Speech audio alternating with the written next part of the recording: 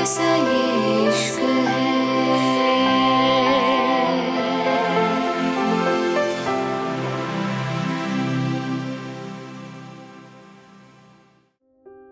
मुंबई।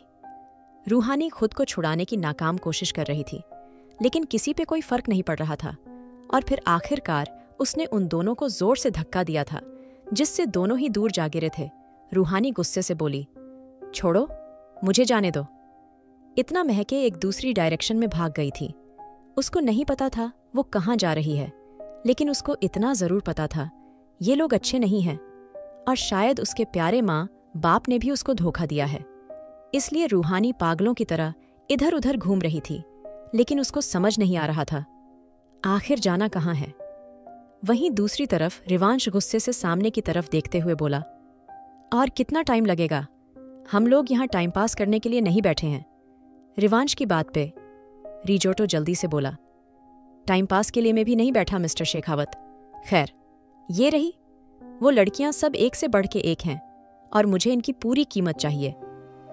वैसे तो मैं इनको इटली में बेचने वाला था, लेकिन मुझे इस वक्त पैसों की जरूरत है, और आपके और हमारे पुराने रिश्ते भी काफी मजबूत हैं, तो मैंने सोचा क्यों ना ये बिजनेस हम दोनों के बीच करा जाए। तो खुश तो है ना आप? वैसे खुश होना भी चाहिए, आखिर इतनी खुशी की बात है। ना खुश होने का तो मतलब ही नहीं बैठता है ना। अपने सामने बैठे शैतान की बात सुन के रिवांश नफरत से उसको देख रहा था, लेकिन वो खुद को कंट्रोल कर रहा था, क्योंकि अभी वो कुछ भी करता उसका असर उन लोगों पे पड़ता जो को गलत था। इसलिए ना चाहते हुए भी वो शांत था। रिवांश ने एक नज़र उन लड़कियों के नज़र डाली थी और फिर से अपने फ़ोन को देखने लगा था। मैक्स और रिजोटो कुछ फाइनल कर रहे थे। तभी कुछ देर बाद अचानक से कमरे का दरवाज़ा खुला था। रिवांश ने अभी भी ऊपर नहीं देखा था और एक खूबसूरत लड़की कमरे में आई थी, लेकिन लड़की के हालात कुछ सही नहीं लग रहे थे। लग रहा था मानो उसको कितना नशा दिया गया था। अचानक से उसको देख के मैक्स खड़ा हो गया था। रिवांश अभी भी अपने आसपास से बेखबर था। तभी रिजोटो पागलों की तरह हंसते हुए सामने देख रहा था। वो जल्दी से खुश होते हुए बोला, अरे देखो, जिसकी मैं बात कर रहा था वो तो खुद चल के यहाँ आ गई। इतना कह के उसने आगे बढ़ के उस लड़की के हाथ को अपने हाथों में लिया था और उसको झटके से अपने करीब कर लिया था। अचानक से उसकी इस हरकत से वो लड़की जोर से चिल्लाई थी और रिवांश ने नजरें उठा के ऊपर देखा था, लेकिन सामने देख के जैसे उसके अंदर किसी में आग लगा दी थी। वो गुस्से से सामने देख रहा था, जहां रूहानी अजीब सी हालत में रिजोटो की बाहों में थी और वो लगातार उसको अपने करीब खींच रहा था। रूहानी का हाल खराब हो रहा था। वो चिल्लाना चाहती थी, लेकिन जैसे नशे की वजह से वो चिल्ला भी नहीं पा रही थी। अचानक से रूहानी की ये हालत देख रिवांश का जैसे दिमाग ही खराब हो गया था। उसने गुस्से से अपनी गन निकाली थी और बिना कुछ सोचे सामने खड़े इंसान के हाथ ले शूट कर दी थी। अचानक से उसकी हरकत से रिजोटो दर्द से कराह उठा था। वो चिल्लाते हुए नफरत से बोला, तुम्हारी हिम्मत कैसे हुई? लेकिन जैसे उसकी किसी बात से रिवांश को फर्क नहीं पड़ा था।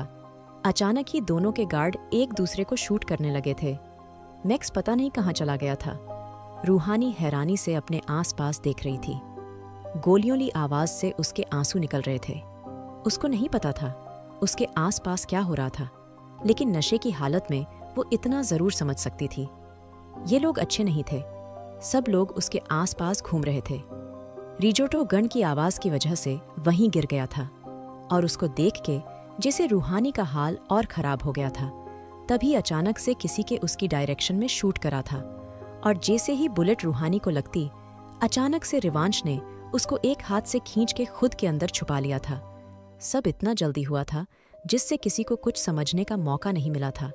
लेकिन तभी अचानक से रिवांश के सर पे किसी ने गन रख दी थी और रूहानी जो रिवांश से मिली गर्माहट से खुद को सेफ समझ रही थी, उसको किसी ने अचानक से रिवांश से दूर खींच लिया था।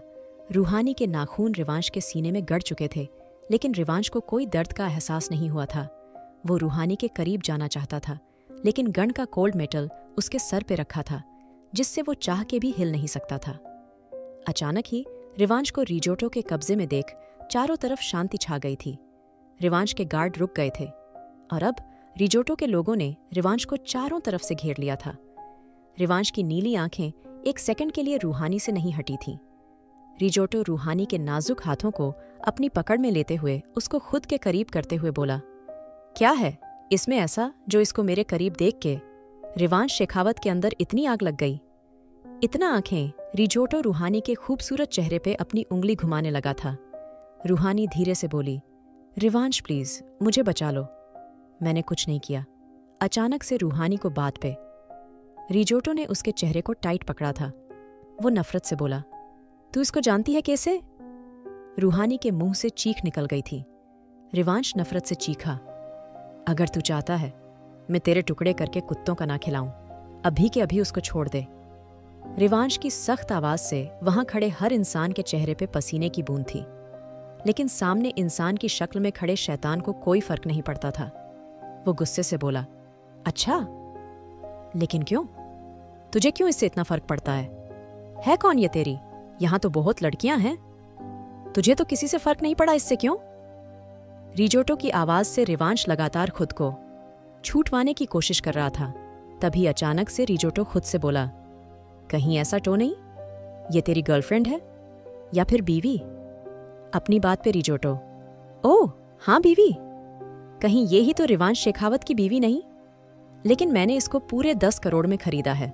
जानता है ना 10 करोड़ कितने होते हैं? अब मैं अपने 10 करोड़ तो डूबने नहीं दे सकता ना, है ना? रिजोटो की बात सुन के रिवांश नफरत से चीखा। मैंने कहा, उसको छोड़ दे रिजोटो, वरना तू पछताएगा। अपनी एक्सिस्टेंस पे, इंडिया आने पे, हर चीज पे। रिवांश की बात पे रिजोटो शैतानों की तरह हंसते हुए बोला, अच्छा, लेकिन अभी तो तू पछताएगा। जानता है किस लिए? क्योंकि मैं तेरे सामने तेरी प्यारी बीवी की वर्जिनिटी। अभी रिजोटो की बात पूरी नहीं हुई थी जब रिवांश में अपने पैरों में पड़ी शराब की बोतल को पैर से उसकी तरफ उछाल दिया था, लेकिन वक्त रहते वो बच गया था। रूहानी के होश पूरी तरह चले गए थे, लेकिन अभी भी वो देख पा रही थी रिजोटो उसको किस तरह से छू रहा था। रूहानी ने फिर से रिवांश को देखा था, लेकिन तभी अचानक से रिजोटो रूहानी के कांधे पे अपना चेहरा रखते हुए प्यार से बोला, अगर तू चाहती है मैं तेरे प्यारे पति को छोड़ दूं, तो जैसा मैं कहता हूं बिल्कुल वैसा कर। रिजोटो की बात पे रूहानी ने कुछ नहीं कहा था। तभी वो उसके बालों को सही करते हुए प्यार से बोला, मैं जानता हूं तेरे प्यार माँ, बाप ने तुझे बहुत अच्छे से नशा कराया है, इसलिए मैं कोई जबरदस्ती नहीं करूंगा, सब कुछ प्यार से करूंगा। इतना कह के उसने रूहानी की ड्रेस को जानबूझ के नीचे की तरफ उतारना शुरू कर दिया था, जिससे रूहानी की आंखों से आंसू बह निकले थे। रिवांश का चेहरा पूरी तरह लाल हो चुका था, और इससे पहले रिजोटो कुछ करता, रिवांश ने झटके से गार्ड को धक्का दे दिया था, क्योंकि ये दोनों रूहानी की खूबसूरती को निहारने में बिजी थे। सब इतना जल्दी हुआ था जिससे किसी को कुछ भी समझ नहीं आया था, और फिर अचानक से रिवांश ने आगे बढ़ के रूहानी को अपनी तरफ खींच लिया था। रिवांश दोनों गन उठा के सामने रिजोटो के सर पे रखते हुए बोला, कोई भी अगर अपनी जगह से हिला तो। रिवांश की बात पे रिजोटो चिल्लाते हुए बोला, कोई अपनी जगह से नहीं हिलेगा, जैसे ये कहता है वैसा करो। रिवांश गहरी सांस लेकर बोला, आ जाइए अंकल। रिवांश की बात पे मैक्स जो बाहर था वो अंदर आ गया था। मैक्स शुरुआत में सब लड़कियों को लेके बाहर निकल गया था, और रिवांश ने उसको अंदर आने के लिए मना किया था, क्योंकि उनके प्लेन के हिसाब से किसी एक का बाहर रहना जरूरी था। रिवांश ने रिजोटो को मैक्स के हाथों को सौंप दिया था। रिवांश नफरत से चीखा, जब तक मैं ना कहूं इसको मारना नहीं है, इसको बेसमेंट में डलवा दीजिए। इतना कह के रिवांश ने रूहानी को गोद में उठा लिया था, जो अब पूरी तरह नशे की हालत में जा चुकी थी, और अगले ही पल उन गार्ड को वहां छोड़कर मैक्स और रिवांश बाहर आ गए थे। रिवांश ने मैक्स को इशारा कर दिया था, और अगले ही पल वो जगह एक ब्लास्ट के साथ धुआं बन चुकी थी। लेकिन रिजोटो जिंदा था, और उसको जिंदा रिवांश ने रखा था, किस लिए ये भी वहीं जानता था। जन्नत विला। आज अरीना को फिर से उस लड़की का कॉल आया था, और वो उसकी अपने घर डिनर पे इनवाइट कर रही थी। अरीना ने बहुत सोच के उसका इनविटेशन एक्सेप्ट कर लिया था। उस लड़की के भाई ने अरीना से माफी भी मांगी थी।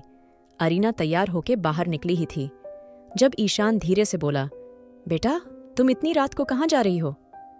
ईशान की बात पे अरीना कुछ सोचते हुए बोली, आई थिंक ये आपकी प्रॉब्लम नहीं है। अरीना की बात सुन के ईशान कुछ सोचते हुए बोला, लेकिन मैं जानना चाहता हूं। बेटा तुम इतनी रात गए कहाँ जा रही हो? अच्छा छोड़ो, आओ मैं तुम्हें ड्रॉप कर देता हूं। इतना कह के ईशान आगे बढ़ गया था जब अरीना गुस्से से बोली, क्या मैंने कहा? आप मुझे ड्रॉप करिए। आप क्यों मेरे पीछे पड़े हैं? ना मैं आपको आना डेड मानती और ना ही आपसे बात करना चाहती। आप मेरा पीछा छोड़ क्यों नहीं देते? अरीना की बात सुन के ईशान धीरे से बोला, ये सब छोड़ो, आओ मैं तुम्हें ड्रॉप कर देता हूँ। लेकिन जैसे ईशान की बात का अरीना के फर्क नहीं पड़ा था। वो चिढ़ते हुए बोली, जाने दीजिए, मुझे प्लीज छोड़ दीजिए मेरा पीछा। अचानक से उसको चिल्लाते देख हया बीच में आते हुए बोली, अरीना बस बहुत हो गया। अगर चाची बदतमीजी करती हैं तो तुम भी कम बदतमीजी नहीं कर रही हो।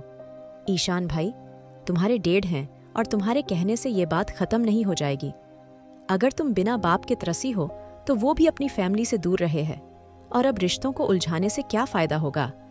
क्या ये सब करने से सब ठीक हो जाएगा? कभी नहीं, इसलिए बेहतर होगा तुम भी अब इस रिश्ते को एक्सेप्ट करना शुरू करो।